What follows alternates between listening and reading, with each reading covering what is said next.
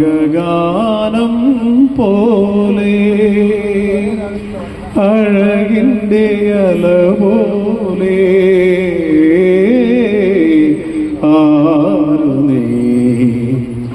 ആരുതേ ദേവതേ പൂംപ്രസാദവും ഇളനീർക്കുടവുമായി കാവിൽ തൊഴുതു വരുന്നവളെ മധുചന്ദ്രികയുടെ ചായ തളികയിൽ മഴവിൽ പൂപൊടി ചാലിച്ചു മനസ്സിനെ നിന്മായാരൂപം മനസ്സിൽ ഞാൻ വരച്ചു തിരുവാഭരണം